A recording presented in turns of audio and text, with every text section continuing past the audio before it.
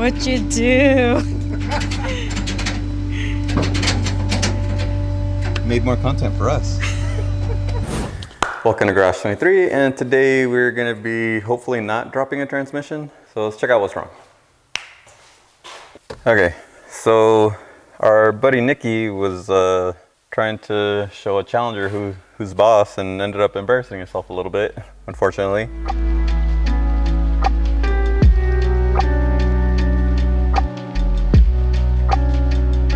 He said he launched hard in first and everything was going good.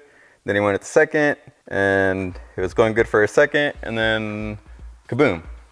And he didn't have any more throttle control and the car just kind of limped to the edge of the road and he just had to find somewhere to turn off the road. First thought is that he blew his transmission or clutch or something like that. So the way we would check for that is if the clutch pedal still works. So whenever like the clutch fails, the clutch probably won't feel normal because, like, you know, the disc is probably exploded into a million pieces and, you know, the range of travel probably won't feel the same. And the first thing I noticed is that the clutch still feels pretty normal, which is good. And then if it was the transmission, what could also happen is, you know, the shift fork could break or something, and then it wouldn't let you get into whatever gear that shift fork controlled, or like in the case of some of the transmissions that we've dealt with, third or first gear will break and that'll bind to the shaft, and then you'll essentially be locked in two different gears at the same time. With this one, we can feel pretty clearly that everything is still there and it still feels normal. Even reverse is still there. So the next thing we gotta do is start it up and see if it'll move, which it shouldn't.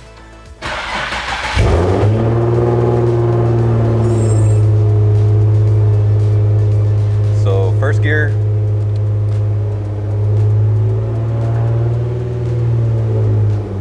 It still moves a bit.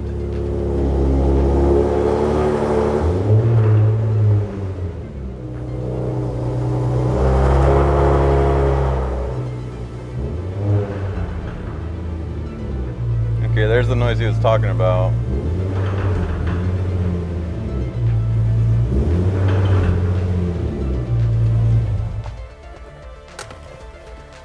So the noise is in the back of the car, which is a great sign because that means everything up here is probably okay. So let's take a look back there. Okay, so the fact that the noise was back here is a great sign, because that means it's either a diff or an axle. And considering the R200 differential has been used by Nissan since like the 70s and has been pretty proven to take some pretty good abuse, like wheelies on drag cars and stuff like that, I think we can safely assume the diff is okay. So the only other thing that it could be is probably the axle. I mean, that doesn't sound good right there. And also, if the axle wasn't broken, the other wheel would be turning. If you have an open differential, the other wheel would turn the same direction that you're turning this wheel. So they'd both be turning this way, which that one should be, but it's not. If you had an open differential, like on a stock G35 or most other rear wheel drive cars that aren't like performance oriented, when you turn this wheel, the other wheel will still turn, but it'll turn the opposite direction. So we're turning this one counterclockwise. That one should be turning clockwise if you had an open differential. But that pretty much means we got an axle to replace, which luckily O'Reilly's was so kind to order for us. So this is what we need to replace. Hopefully it's not too big of a deal. First, we gotta take the wheel off.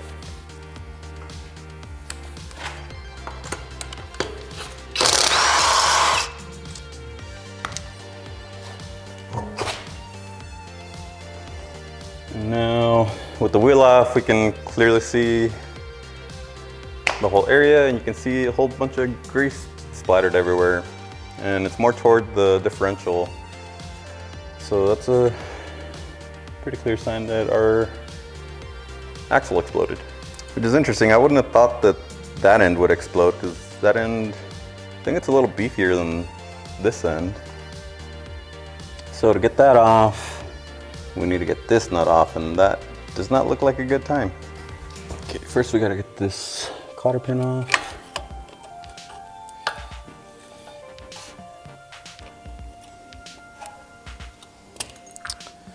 And this should be 32.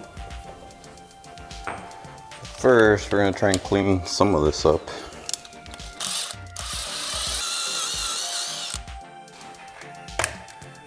Yeah, it doesn't look so scary now.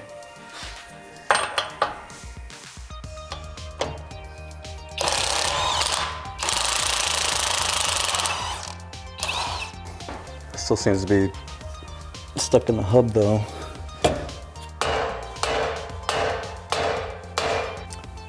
Okay, rubber mallet, not really working, so need a little more sauce.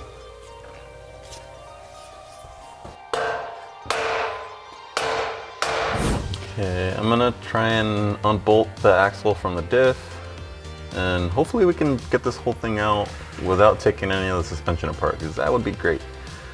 But I don't know if that's gonna work, but we're gonna give it a shot. So the axle is held on by 6 14mm nut bolts, but to loosen them we need to pull the e-brake so we can have some leverage, because otherwise you're just spinning the wheels. So normally to loosen this, if the e-brake didn't work, I would just put a screwdriver in the vents of the rotor to hold it against like the caliper and keep it from spinning. But considering the axle's broken, that's not really gonna work. But also if the axle wasn't broken, the e-brake probably would hold it. But since this whole side is basically disconnected from everything else, it's not really holding. So we're gonna have to put another wrench and just wedge it against something.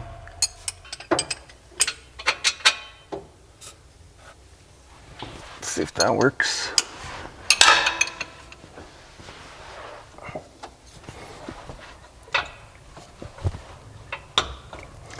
Yep. But that's gonna suck because we're gonna be left with one bolt that we can't really loosen.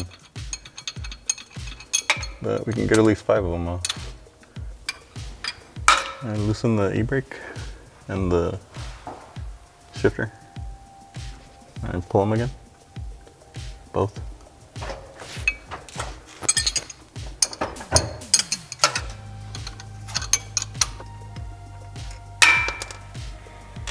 Alright, that's all 6 bolts.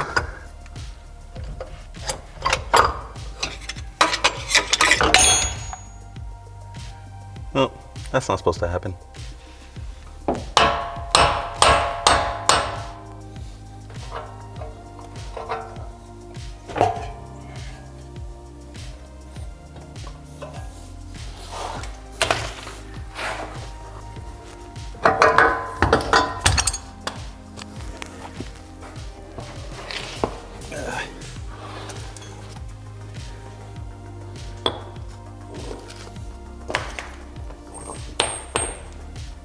Yep, it's broken.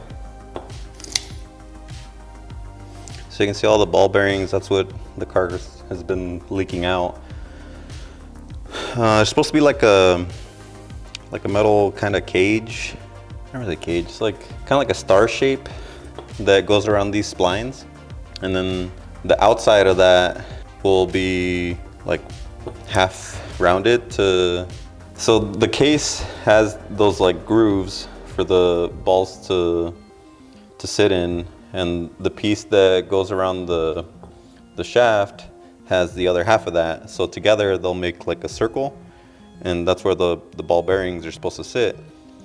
But that cage that goes on the splines is what exploded, and so we're left with just the little ball bearings rolling around in there, not connecting to anything, and the car not moving. And here we have our replacement axle. And now to see if we can get this back in here without taking everything else apart.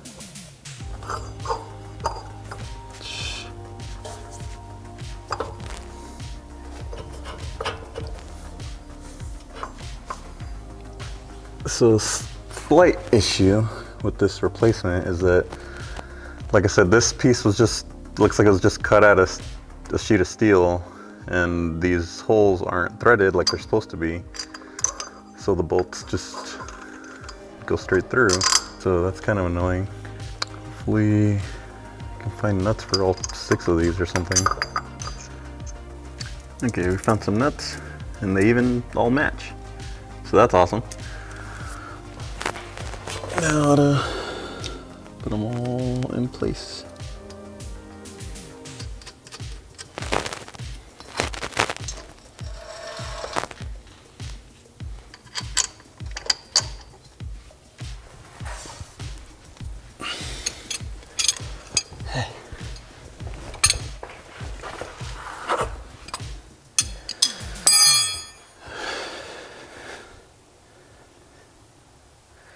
Use your hands. So I cleaned up the old nut instead of using this one because, well, it's just nicer. This one has a larger surface area to seat against the wheel bearing. This one has these slots cut into it, which, if you guys will remember, the hole in the axle sat entirely in front of the nut. So if the hole sits here and the cotter pin goes through here, these slots are pretty pointless. So I think this one is going to be the one that we're going to use. And we're going to have to tighten it to pull the rest of the axle through because the wheel bearing had a little bit of corrosion in it, which is why we had to beat the old axle out. And that's not letting the new axle come all the way through easily. So I'm just going to use the nut and tighten it, and that way we can get it through.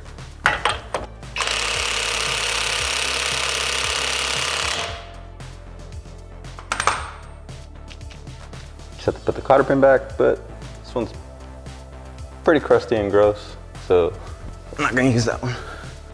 Luckily we got a nice little box of brand new ones, just for this occasion. You can get these from pretty much any auto parts store. They're a couple of bucks a box. And they come in handy when your old cotter pin's all crusty and gross. That'll do. And I think we're actually done with minimal complications. Let's put the wheel back on and see if it'll get out of my garage. Okay, we're all done. We even took the liberty of doing a couple other things, like adjusting the camber on this wheel because it was rubbing a lot, and also installed a modified extension pipe for a G37.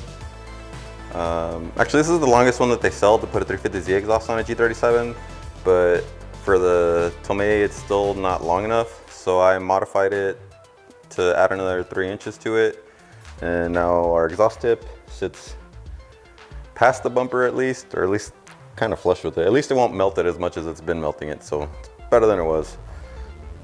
But the most important part, let's see if it'll drive out of here.